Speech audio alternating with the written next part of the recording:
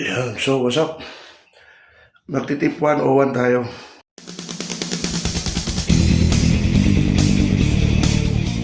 Tip 101. So, ito natin, gagawin natin kung paano magpaalam. Magpaalam sa asawa. So, tignan nyo guys paano ko magpaalam. Okay, bye. A few moments later. So, magpapaalam na tayo. Titignan natin kung papayagan tayo nito. Yung asawa ko malupit ko eh. Pag sila maalis, okay lang ako. Subukan natin magpaalam.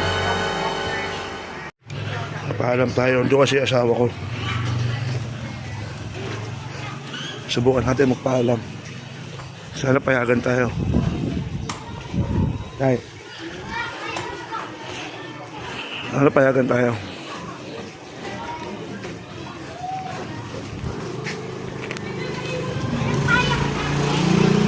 Pasok na ako. Hi. Hello. Hello. Ayun ang favorite mo. Abaw! Agis mo sa kanya, te. No! God, please, no! No! No! Oh no, oh no, oh no, no, no, no, no, oh no. Puta, puta! Naku ka, papaluin ko na martilyo yan. Ina, magpapaalam na nga ako eh. Dinagyan pa ako. Kalat mo! Alisin mo yan, te. Parang gago, puta. Mamatay ako doon. Para anong pakiramdam?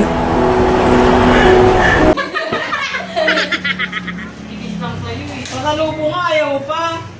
So, magpapaalam na ako. May, Oh, May. no. Alis ako. Saan kaya naman? Nakalaki, boy. Puro ko na lang meron.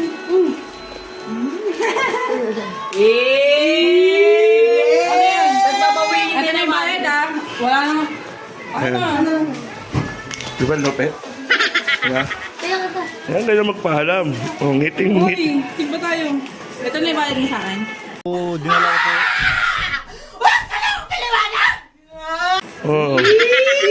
Sigurado ka ah. Hinang mo walang bawian. 2 minutes later.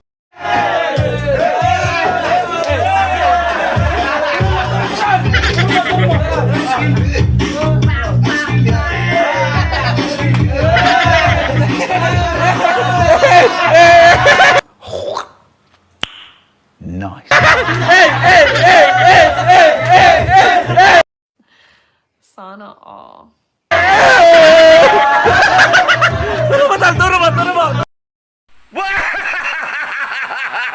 Tagumpay!